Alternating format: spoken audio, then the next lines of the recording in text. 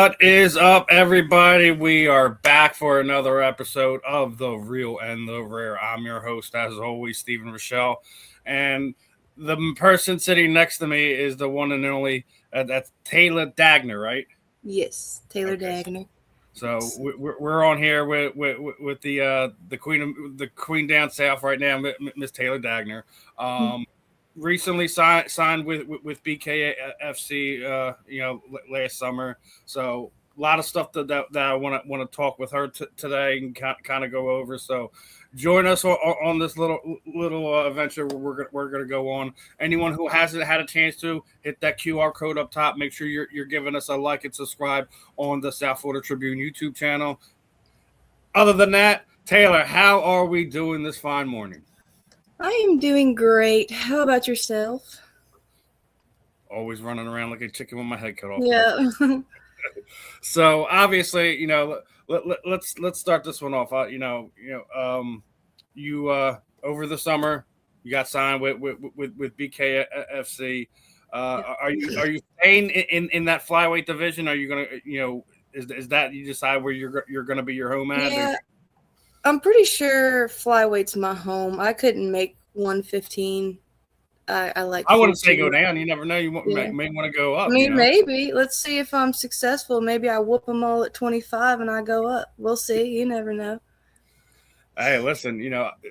I it's one of the things I talk about when I talk about a lot of the athletes is rapid extreme weight cutting is probably one of the more dangerous things that we have in the sport. People just don't want to talk about. It's just I guess it's just the nature of combat sports. What you're not tough, you can't get the weight off. I say it like this: if you know you can make the weight safely, go do what you got to do. You most athletes know their bodies better than most. So 125 is your home, then 125 is your home. You never know, but like as you get older, a lot of times your body changes, things happen. I was concerned after having my daughter if I would make 25 again, but I've been studying nutrition. I'm actually in the process of becoming a nutritionist, and that's helped so much. It made the first weight cut after having my daughter was actually one of the easiest weight cuts of my life because I found the healthiest way to do it, I should say. So yeah. That's the most important thing. Like we see, I interviewed this guy. It was like when World Series of Fighting was still around. One of their champions at the time. He was bragging about how he cut like 25 pounds in less than 24 hours. I'm like, you're insane, brother. What are you doing? To your liver, dumbass. Yeah, I know, but it's like it. But again, it's like what we were just talking about. Like it's the kind of persona of combat sports. We're tough. We have to do it this way. Yeah. Listen, let's do it let's do it the right way. Let's do it the safe way. Let's not damage our brain, damage our liver, etc. Just to make weight. Another thing that's like kind of the obvious thing. The first thing you athletes have to battle is the scales. It's the first thing. First contracted thing to do is make the weight, right? So I guess that's another plus that you're getting into the nutrition part of things and dietitian and stuff like that to get a handle of that, but also giving yourself another career to go after. If and when the combat your active fighter career comes to an end, you could help some of these athletes properly make weight. That's funny you say that. That's literally my goal with like my plan B, you should say, because I know fighting isn't something that you can make a living off of, but I can use the platform through bare knuckle to get clientele and work with fighters, and it definitely would be a unique stick to be a fighter and a nutritionist. So I've seen both sides of things, and I feel like that'll work well for me. Gonna be the Mike Dolce of BKFC. Yeah, that'd be awesome. Listen, it's an important part. It doesn't get talked about enough when we talk about combat sports. It's making the weight. It's very underestimated. It's very underrated, and it's one of the things that I think a lot of people should talk more about. So for sure. Now, while you were also had in your sabbatical, you also recently signed with Storm Athlete Management. what made you go link up with them and decide that this is the management company I want to go with. I want have represent me moving forward in combat sports. Funny you asked that, because the beginning of last year I was like dead set against having management because of it sounds kind of selfish or greedy or whatever, but because you do have to share your purse and stuff with them. But I'm learning that it's like a business, and these managers are going to give me opportunities that I wouldn't have found by myself.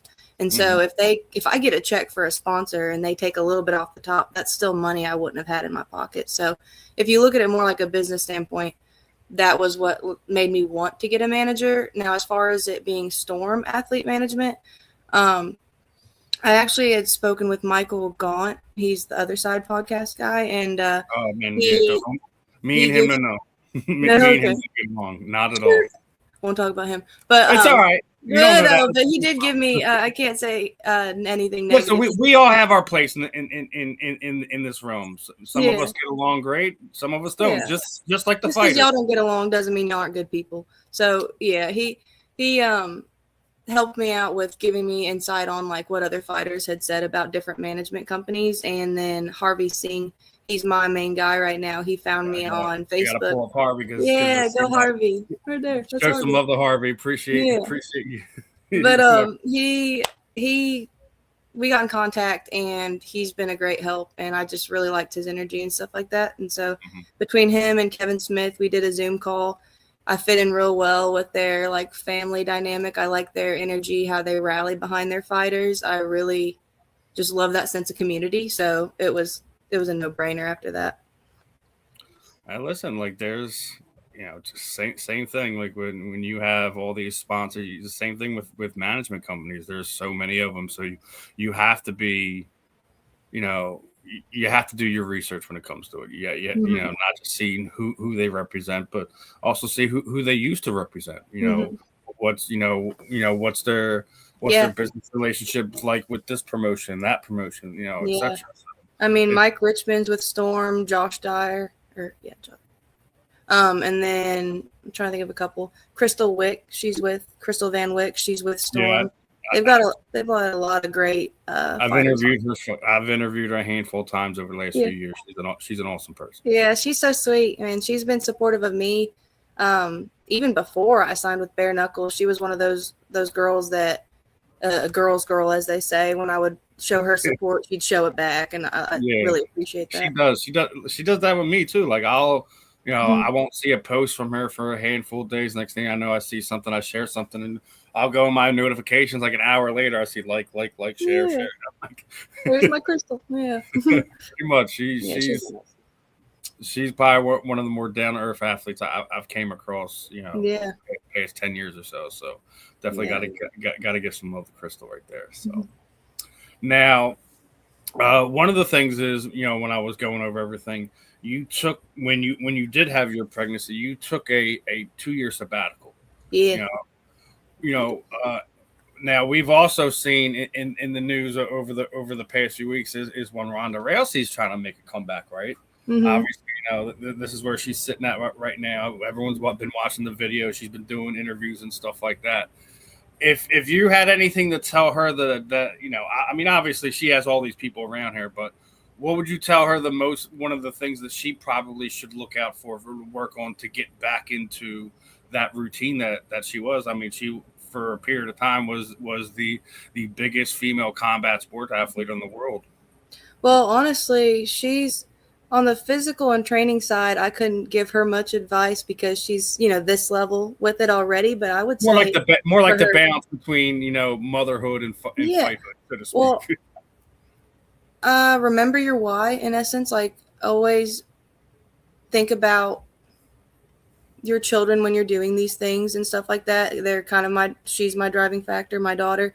And then I've noticed a lot with her that a big reason she stepped away was not even necessarily her children, but the hate she'd received from like, what are they called? Casuals, casual MMA fans and stuff. I would advise her to invest in a mindset coach so she can find her her love and her why again, and really just compete from her heart and for herself at the end of the day. And that goes into like one of the other points I wanted to talk about as we were going through this. You know, we kind of got to it a little bit quicker, but they asked Holly Holm about this. And basically, if she wants to come back, you know, and fight, she believes people would cheer for her. I feel like she's always felt like everybody has this hate against her, but she took herself away from that. I agree with her to a point. I think Ronda, for whatever reason, can't shy away from the trolls, from the people who know nothing. You gotta get thick skin. Know nothing but have everything to say. You know, they attack you in every way, shape, or form. I think she's paid more attention to those people than the people who were always supporting her, the people that always wanted to see her fight, win, lose, or draw. Obviously, her last 2 times competing wasn't the greatest performances, but she was also at her peak where, like, she didn't have anything else to prove. She was, I think it was 100% mental, 100%, because like you said, it's easier said than done whenever you're at the top of your game and you get knocked down that hard. And then on top of that, have all the people that supported you just, adding lemon juice in the wound. It was not good. So, But I think people tend to forget, like you said, a mental coach. I agree with that. Yeah. Because I don't know if people remember, like, when they were doing all the countdown shows and stuff like that. Do you remember what happened when she lost the judo nationals before she medaled in judo? She disappeared for 3 years. She ran away from home. She didn't want to deal with any of that. I guess she has this sense like if I'm not the best, if I'm not winning, I'm nobody type of mindset. Yeah. And she just shut herself off from the world. Yeah. Sounds familiar, don't it? Sounds like just like what she did, what happened when she lost her 2 fights in the UFC. That's definitely a pattern, yeah. But I think there's a point when she went on the Bert Kreischer podcast, she hit on a point I think is kind of right. Like the WWE fans has this fierce, intense loyalty to the stars that they love, right? Mm-hmm. But the way the MMA fan works, it's like it's either you're top of the mountain or you're garbage. Absolutely. I agree with that. I agree with that assessment of her. Like, I think a lot of fans do kind of feel that way. Like if you're on the top of the world, you're the greatest thing since sliced bread. But if you're not the top of the mountain, you're garbage. You're phony. You're this. You're that. They find any other adjective you could throw in there to try to tear her down. And I think she fed into that a little bit too much. She should have just, like you said, try to find her why, find that mental coach and stuff like that. I think that would be pivotal for her. She's athletically, I mean, she was an Olympic champion. Papa's in the chat room. Oh, hey, Dad. Thanks, Dad. Love you.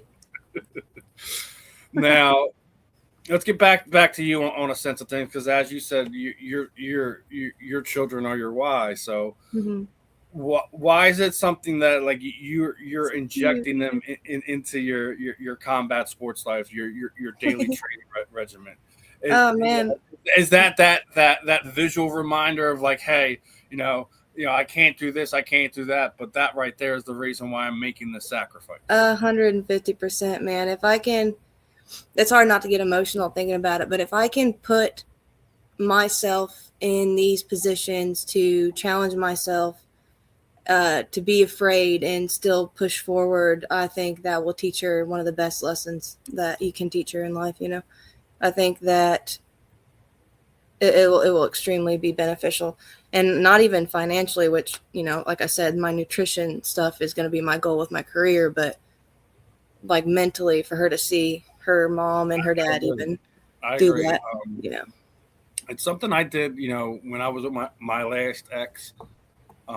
She had a daughter who just wasn't really self-confident in herself, but she was a very tall and big girl. So I'm like, listen, you get a halfway sense of confidence about yourself, and you start getting in your training and stuff like that. Yeah. So I would take her to I threw her, and I was the overbearing dad to a point, but like. It was something that she needed because she didn't have any self-confidence in herself. But the surprising part with that was my daughter was also coming with it, and she was the little spitfire in all of it. You know, she may have didn't have the skill set that or size that her sister did, but like she was always there, always willing to learn stuff like that. Yeah. You know, anytime like I was lucky enough to cover events and stuff like that, she'd beg like, "Oh, can you ask them if I can come with you, Dad? Please." Like so. She was around all that, and 5 years ago or so, like it was something that kind of faded away from her. But like she would tell me stuff like, I had to deal with these girls. They were trying to bully my friend, and she's just the one. Like she's right there in her face. Like what you said. Yeah, that no, 100%. She's the protector of the group. You hit it's funny you say that. Was it your stepdaughter was like a little bit taller and stuff like that, or was it like she had her dad's side of the genes, like her dad was like 6'6", so like she had her dad's side of the genes. I have always hated my super long arms, hated how long my legs were, how tall I was. And then I found MMA, and everyone was like, you're so long. You've got so much reach. This is perfect for you. So literally the one thing I hated about myself the most when I found MMA, it became a strength. And now it's something that like I'm proud to be tall as fuck. Like what? But now think of it this way. I mean, I think I've seen some posts when I was going through some of your stuff on your socials, but like how many flyweights are that tall? Exactly. None in bare knuckle. I'm the tallest. So it's like if you keep them at the end of your punches, then they're not at the cake coming and cause. Everyone likes to say, if you know how to use a reach doesn't matter unless you know how to use it. Well, I know how to use it, and as long as I train that and I'm in my flow state, it's going to be a good time for me and a bad time for anyone across from me. Listen, if you know how to use your reach and you have good footwork, it's a big problem for people. Yep. It's a big problem for people. Yep. And the beautiful thing about BKFC, it's not a big ring. No. So there's they can't hide. There's nowhere to run and hide. Yeah, it's gonna be fun. I'm excited for sure. Now, obviously, we're talking about that flyweight division, and there's a handful of great ladies, fun ladies to watch. You got Jessica I down there and all that. Well, I want to fight Jessica. All respect, but I would love to fight Jessica. I mean, it's a fun fight. Like I actually get like I'm glad I'm like she's someone that like my daughter's always admired and stuff like that. So it's one of those things where when she came to BKFC, I was like, oh great, there's another opportunity to watch Jessica perform. In her last fight, absolutely outclasses a boxer in her debut in Texas, but then. But then Texas does what Texas does. They steal another win from her. That was funny. I felt bad for her for that. How's that? It's just a little crazy. Man. What's Two different times she fights in that stadium. 2 different times she gets her fight overturned. Yeah. Man, if I'm her, I'd be like, listen, I love y'all as promoters. Just don't book me in Texas no more. Yeah, exactly. Either don't book me in Texas or put down the reefer a little earlier, Jess. Just a little earlier. How we recover is how we recover, my friend. I mean, I partake. I don't think it's an evil. I don't think it should be on you the just have to. If you know you're going to be fighting in a state that you've been popped before, I would have been maybe a little bit more cautious. But she can't control that now. It is what it is. She had a great performance. I don't think anyone in bare knuckle is going to take that away from her. We just go. No. We just move forward. Yeah. No, it just those trolls we were just talking about. That's what they're gonna do. Oh, but you got it overturned. You got popped. It's not like she got popped for steroids. She wasn't roided. Yeah, she wasn't roided up. She was just smoking a little ganja. That's all. But that I agree. That should be a fun type matchup. She's still trying to get into those upper rankings. You're trying to make your debut. Yeah. She said in Texas, they asked her in the media day, would she fight Christine next, considering she's from the UFC? That's, of course, a question that's going to come up. Christine's always looking for, like, legit challengers, and there isn't many right now. And she said something along the lines of she wanted, like, another fight after Maria, or Agapova, however you say her name, to, like, tune up for Christine. And so that's where my big mouth came in, like, hey, I need a fight. You need a tune-up. You can try. Try to team up with me. I versus Dagner. Let's do it. Let's talk to Kevin Smith and get some paperwork going. Yeah, we'll see. We'll see. Even if they may want me to do a fight to feel out the sport first before that. But could you imagine the platform that puts me on going against a UFC vet with a pro debut? Like, that'd be huge for me. So of course I'm going to be pushing for that. I mean, but see, it's not like it's your pro debut for BKFC. You have experience in boxing. You have experience in kickboxing. You have experience in MMA. So it's not like, you know, you're this little green fighter they're gonna throw to the wolves. Exactly. We got a little bit of reason to put me in there. Let me at it. You know, son, you need to tell Harvey to pick up the phone and talk. Harvey's Taylor, you don't need to call for Jess right now. That's not smart.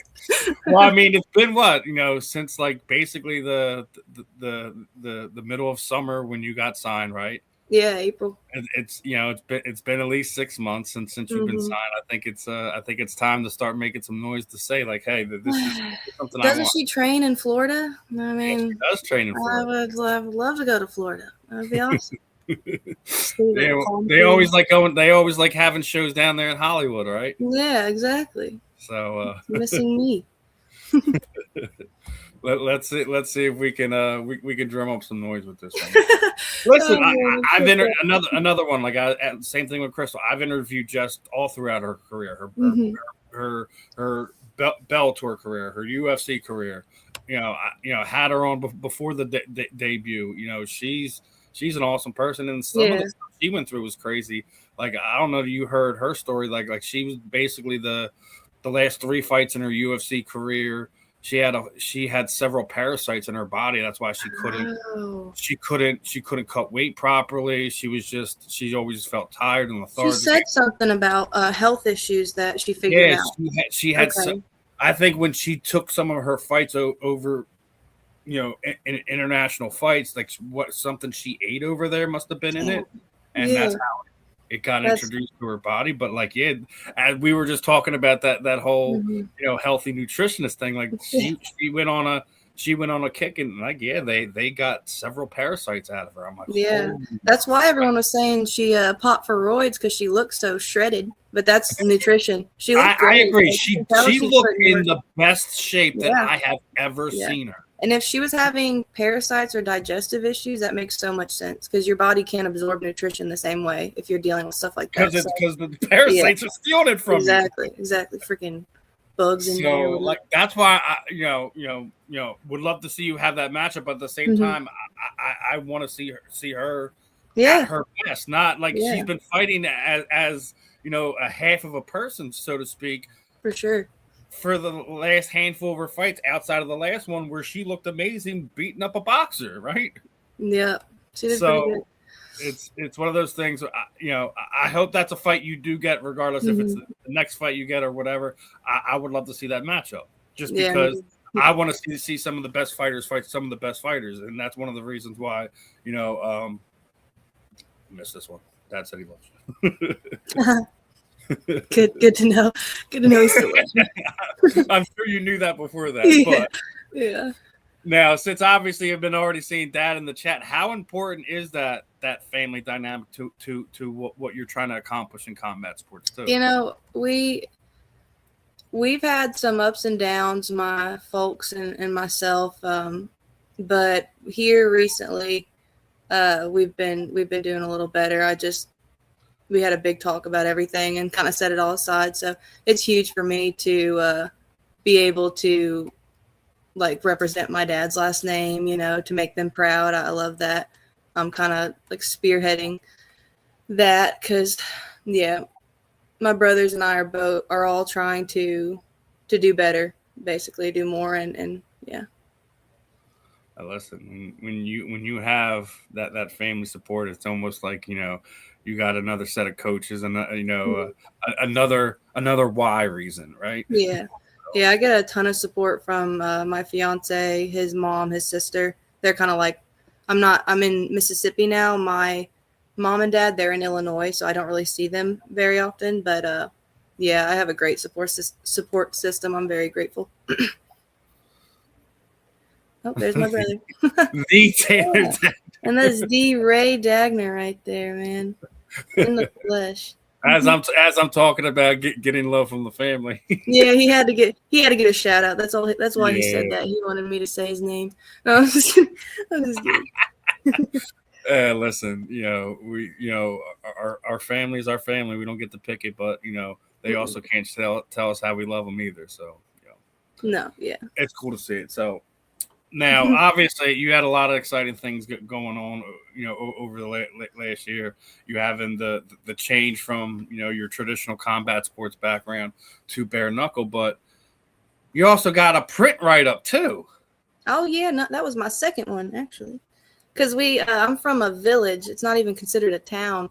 So anything, yeah, straight up, look up Stillville, Illinois. It's a village.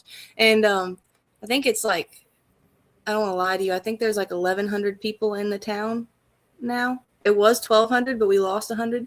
But it's really small. So anytime I do anything fighting, like signing with a big promotion or my debut fight, they had me like on the front of the athletes page, and they were pretty hype about it. Oh, what's up, Harvey? See, Harvey missed his shout out at the beginning of the show. Yeah, it's okay. He'll see you later. Yeah, I'm sure he will. Now, obviously, you've had the print done up and done stuff like that. So, outside of potential, like as we were sitting there talking to Jessica, stuff like that, what do you overly want to accomplish? What is your I guess your main goals, checkpoints that you want to get as you fulfill that multi-fight contract with bare knuckle? I have they're kind of specific goals. Within a year of my debut fight, I want to be in the top 8 of my division. That would be a solid goal. I just want to steady climb. Eventually, it would be awesome. It would be a blessing if I can work myself to the point to face Christine. I definitely have that as one of my vision board items because she is at the top of my division. I'm not here to just play patty cake and fiddle with, the people at the bottom. I want to do the best that I can and compete to the best of my ability. So that's my goal eventually. And nothing wrong with that. I think a lot of people would like to see Christine, relinquish the crown, so to speak, get some new blood in there because, she's recycled a couple of these fights, a few times. You're running through folks. I don't even count the last fight she had with Jessica because she put too many stipulations into the contract. Like there was a hydration clause that Jessica couldn't rehydrate to a point. Like she had to be at a specific weight when they went in there. So, great performance for her. Not going to take anything away from her on that end. But if you were such this badass B, right, you wouldn't have put the stipulations in the contract in the first place. You would have just fought her. Hell, man, if she was smart enough, had enough faith in her, just fight her for the featherweight title. But she is the I think it's chess, not checkers. Maybe she wanted to play some mind games, with the clause, and you never know. I wouldn't. I've learned with Christine, you don't count her out, and you never really question. Listen, she's. I'm one of the few people that was interviewing her when nobody was talking about her, when she was doing Muay Thai fights with Lion Fight. She is very well skilled. She deserves everything that all the accolades and recognition that she has for everything she's done in bare knuckle. At the same time, she does play mind games. She does find. She's smart though. She's smart. She's not dumb. You're absolutely right. She is smart. So I'm not, like I said, I'm not going to take anything away from her. But I have this feeling just from what you see on comments and posts and stuff like that. I think people either want to see a legitimate challenger, somebody to push her that way in her division, or see her goaded out and move along as one of these, as one of the OG pioneers of the sport. Oh yeah, she's a Hall of Famer for sure. Like once they get that rolling out, she's she's solidified herself in history with everything she's done. The family loves you. Keep rolling on in. Hey, Logan. Love you. Yeah, my brother's the best. So yeah, I mean, I'd love to see any new blood in there because the Taylor Starling fight that didn't nothing against Taylor, just I didn't feel that was a worthy building up title fight. Yeah, I think that was mental for sure for Tay. That I keep saying that, but so much of the sport is mental. Like it is a huge percentage. If you beat yourself mentally before you even walk in there, you've already lost the fight. Yeah, 100%.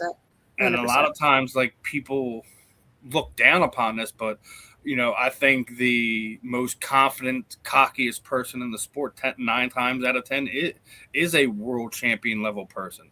Sometimes some people, all they have to offer is that part of it, but when you have the skill set and that mindset to go with it, you could take yourself very, very far in the sport. Yeah, if you can relax and do what you train to do, it's a whole different ball game. When you're not fighting yourself going into there, and you're just fighting your opponent, it's a whole different ball game. Truly, I've noted it was night and day. I got a mindset coach, Mike Moore, Mindset Mike, and I got him after my last MMA loss, and he completely revolutionized the way that I look at the sport and got rid of so many like baseless thoughts that I was having. And it's really key to focus on the facts at hand and your strengths. And that's really all about it. A lot of times people get too worried in like what the crowd's thinking, what's going on in your opponent's head, just the base like anxiety. And I'm not saying I don't get nervous before a fight, but I'm saying I have a system to approaching that now where I used to just stress. Daddy just sitting there saying, loves that fire inside of you. Thanks, Dad. Oh, hey, Tab. Love you, Tab. Your family is blowing up the chat today. Gotta love it. I'm famous. But yeah, one of those things is like that you mentioned, listen, mental is the thing of it. But let me ask you this now. Obviously, we're just a little bit more than a month away for Knucklemania here in Philadelphia in one of these big arenas. Is that another thing that you want to accomplish? One of these 20, 30,000 seat stadiums, being on the main card, feeling the energy of those bigger arenas. Hell yeah, that'd be a dream come true. I mean, getting signed with Bare Knuckle was a dream come true, but the dream just keeps getting bigger. So that would be amazing to get to be in a big arena like that. Heck yeah. Love you, Zach. So obviously I mentioned Philadelphia. If you had a choice of your dream location, it don't even have to be here in the United States. If there was an arena, a place, a venue that you said, I want to fight, I want to be, main event, co-main event with, 30, 40,000 screaming bare knuckle fans, where are you fighting at? That's a good question. I would love it if is it Madison Square Garden, the really big one that the UFC gets a lot? That's the New York venue. That's where the Knicks play, the Rangers play. It's the big venue in I would love to grow with Bare Knuckle. Bare Knuckle end up to that point and we end up at Madison Square Garden. That would be amazing, I think. Listen, I don't got no problems with it. I'm the Philly person, so to me, Madison You're like, come to Philly. But listen. It is a historic arena for a reason. There's a lot of history in that building. So I'm not going to sit there and say like, oh well, F New York because I'm a Philadelphia guy. It's a historic building. You kind of did though. No, I'm just kidding. Of course I am. I'm from Philly. That's what we're gonna do. We don't like New York. It don't matter which part of it. We don't like the Mets. We don't like the Yankees. We don't like the Rangers. We don't like the Knicks. We just don't like New York. That's funny. It's how we are, and they feel the same way about us. So it's mutual. I'm the type of person. I respect greatness regardless of the uniform, whatever. Madison Square Garden is an epic an epic place to play. Could you imagine, like, if bare knuckle got to that point? That would be huge. Obviously Philly's Dave's backyard. It's his hometown and stuff like that. And one of the reasons why he does it.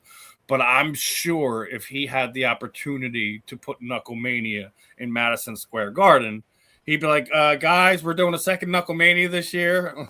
Maybe like for an anniversary fight or something, we get like to that point. Like, has it been around 10 years yet? I don't think it's been around 10 years yet. No. We're not maybe there yet. I think that's what our 10-year anniversary. If he's smart, like the 10-year anniversary, do something like that. That would be smart. That would be huge. And he's a business savvy guy. I wouldn't be surprised if Dave does something like that as well. He's smart enough to bring a guy like Conor McGregor in, and I think he's put a lot of eyeballs and dollars to what you guys do in bare knuckle. So it's gonna be interesting. I'm gonna say that much. So Now, one of the things that I like to ask all my guests is, like, one of the hardest thing to do in combat sports is everyone likes to throw around this name GOAT, right? This person's the GOAT, that person's the GOAT. I think it's the hardest thing to do in combat sports because there's so many different variables. We have boxing, we have bare knuckle now. You have MMA, which is a multiple different discipline combat sport. But I can't sit there and say we have a specific GOAT because there's weight classes, there's men, there's women. So what I like to ask all my athletes that come on here is, since we can't sit there and say, like, who's the GOAT of this, because we'd be sitting here for forever debating this one or that one. I say that the most best way that I could probably do this is, who is your Mount Rushmore of combat sports athletes? Now, this isn't just confined to bare knuckle or MMA. If there's boxing, whatever, like, I think this is the fairest way to go about it, because you get a couple different choices you can choose from, different eras, etc. Yeah, that's Mount Rushmore. So it's Mark Coleman, of course, the father of ground and pound. Absolutely. Max Holloway, because I like his style. Dakota Decheva, because she's currently like the best of the best. And oh no, I forgot my fourth one. I had four, but I forgot it. No. Oh, Valentina Shevchenko. Yeah. She doesn't get the love that she deserves. It is insane.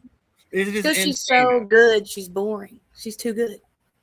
She has to start doing some like wild stuff, like faking a knockdown or something, so people. I mean, look what she did to Jessica. Yeah. Like, I mean. Sorry, Jessica. Exactly. Like, listen, it was hard for me to say, because obviously, we don't try to have favorites in media, but like, you have people you enjoy talking to and you want to succeed. I was happy that she had the title fight. I'm like, well, let's see if she can box her up a little bit, keep her standing. And Valentina was just like, yeah, spam head kick. Yeah, nope, not in my house. But I mean, he has the most title defenses in UFC history. And then she challenged herself against arguably the lioness, the female GOAT of the UFC. So it's one of those things where she's challenged herself in every way possible. She's laid waste to her division 2 times over.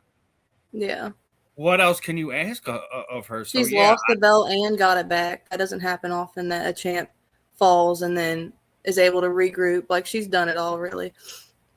It is rare. It is rare to have multiple different title reigns, but she still has. No one has what they do in the UFC is the rubies now, right? She has the most rubies on her championship.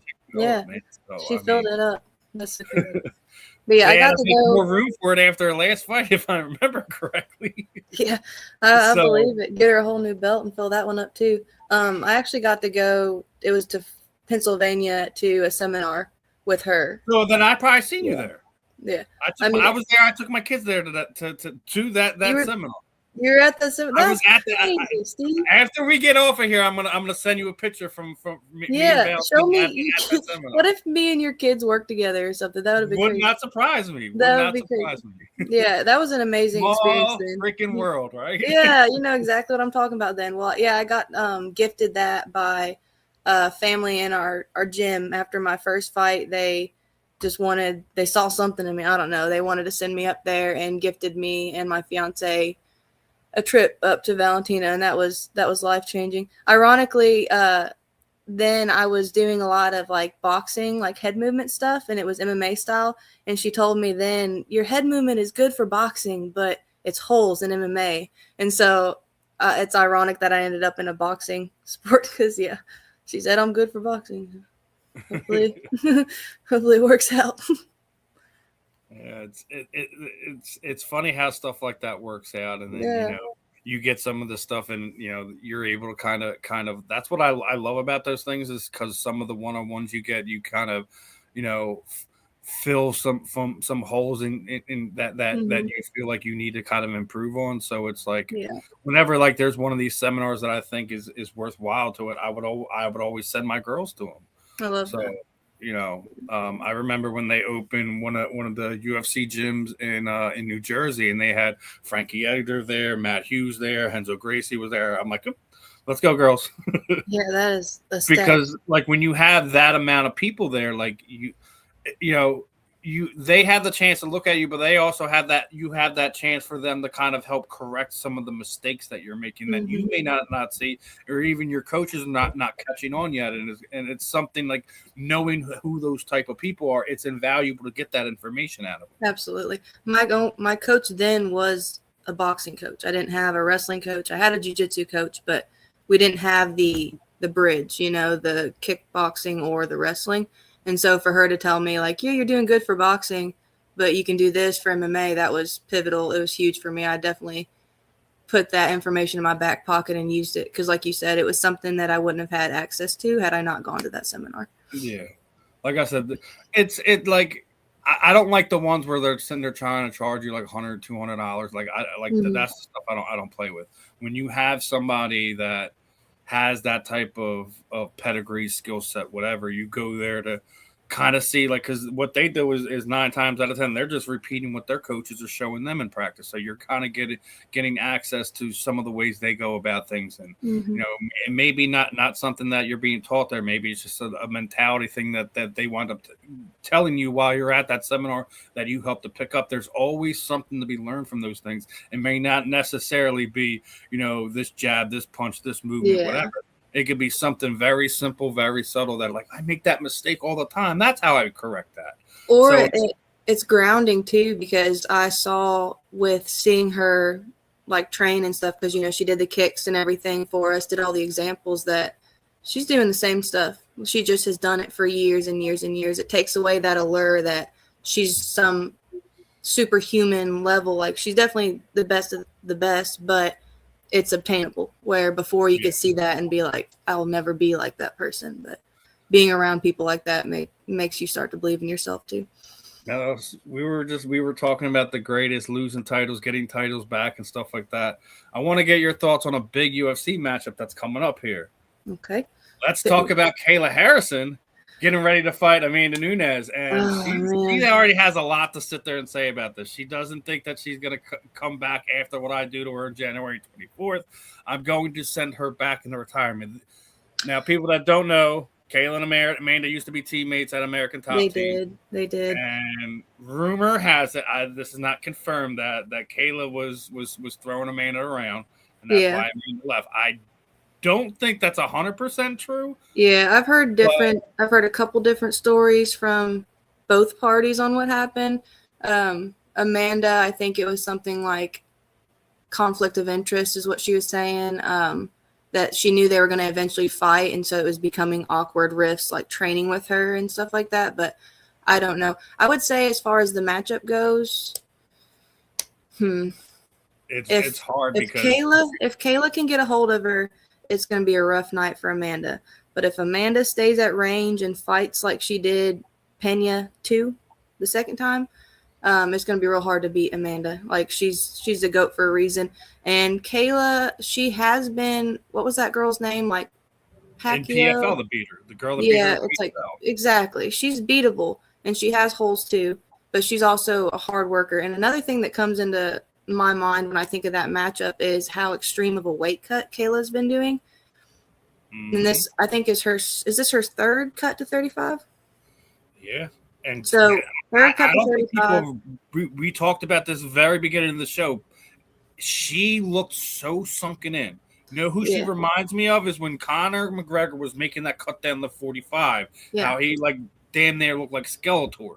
And Conor was a lot younger when he did that, and Conor's a male. For a female to cut that amount of weight at her age, she's putting her brain at risk. And then going against Amanda Nunes, a more natural 35er with heavy hands, I could easily see Kayla getting knocked down or finished as well. So I could either see Kayla throwing Amanda around or Kayla laying on the ground. It's one of the two. Listen, I think the judo style is definitely a very MMA friendly style. We've already seen that with Ronda Rousey. I agree. If she's able to navigate Amanda's range and gets a hold of her, it could be a rough night for Amanda Nunes. But like this is, it's just like with football any given Sunday, right? So it's like it's going to be a flip of the coin. I'm very intrigued with the matchup. I think this is our biggest female MMA fight that we probably had, since Ronda days. To be honest with you, nothing against Amanda Nunes. It's there hasn't been this much excitement around a women's title fight since Ronda's reign. So because it's once again two powerhouses, two really dominant females clashing. It's going to be really good. For all intents, Kayla's a two-time gold medal judoka. Yeah. Ronda was a medalist, and technically, if you get real technical with it, she was the second bronze. It wasn't a true bronze. That's crazy. So her judo is kind of a couple grades above Ronda. So I think it's very interesting. I think, but I agree. I think Amanda's the natural striker. If she's able to, if Kayla knocks her out? That would be insane. That would be. Well, here's the thing: like she could also hit her with one of those judo tosses and finish her with strikes from the that side. Would be. So there's things that can happen. There's some crazy stuff. We will find out. I think I said it was January 24th. There, it's going to be interesting. It's going to be the debut for the Paramount app. No more paying for pay-per-views. You're one that I'm sure obviously consumes, all aspects of combat sports. Are you excited to not have to sit there and pay that $69.99 anytime there's a big fight? Yes, absolutely, 100%. That was a great move for the UFC. I would love for BKFC to eventually get there. I think we will in time. Was literally what I was going to go in with you. Now I heard that DAZN is having issues right now. Yeah. I've asked several fighters of this. I'm putting it out there. I think that Conor McGregor should go talk to Prime. Get on that app. I mean, you know more than I do. I would agree. I'm just saying, like you look at I don't think they'll get on Netflix, and I don't think they would want to get on Netflix just because they may have to give up too much to get there. For sure. But Prime is always doing these type of things. They already have football on it every once in a while and stuff like that. I think it would be a big thing to get bare knuckle onto one of these streaming apps, and then having a big partner like Prime Video. I think a lot of the fighters would do well on that because the way you would do combat sports that way is a lot of your fighters would then be getting better interviews, be getting better content to come out that be consumed by the general public. So to the masses, kind of like what the UFC used to do with their countdown shows, where everybody they did it from the top to the card to the bottom. Then after a while, they only started doing it from the main card fighters. Then it was just the main and co-main event. I think that's something that would generally help everybody, would help the sport in general, would help the athletes kind of grow their brand, grow their fans reach, etc. I think it would be a perfect match, in my opinion. Yeah, I agree. I think they could do that, like a BKFC countdown show, or even like BKFC embedded. You know how they do embedded videos for the UFC, and they go and see just to connect the fans with the fighters more. Because I think that's one thing that needs to be bridged right now for bare knuckle is the fans and the fighters, like to get more connection between them two. I agree. Like when you look at it, Christine's probably the only fighter that they've built. Let's be honest, right? When you look at the stars, not most of them have come, variety. They used to be UFC fighters, is why they're getting X, Y, and Z. Outside of Christine, who didn't come from that background, name me a star in BKFC that didn't come from the UFC. You're the heavyweight champion Ben Rothwell, obviously. Cut his teeth in the UFC. I would say like they're up and coming stars, basically, like homegrown BKFC fighters. Yes. I'll throw out David Diaz. I feel like he's blowing up right now, slowly but surely. Kai Stewart is one that he didn't come from. Nathan Rivera, he's another one that he's kind of making his own shticks. He's creating his own persona through bare knuckle. I think it's going to be happening more and more as bare knuckle grows. There's going to be fighters that are homegrown from them. I agree. But as we get ready to wrap this one up, Taylor, what I typically do is I kind of throw the proverbial microphone over you. Any parting shots, parting words, shoot out your social media sites, shoot out your sponsors, coaches, family, friends, anything you want to say, Taylor, the time is yours, my friend. Yeah. So I'll just say, I'm trying to pull up my social media because I don't remember my tag. Yeah, follow me on Instagram. It's Tay Dagner BKFC.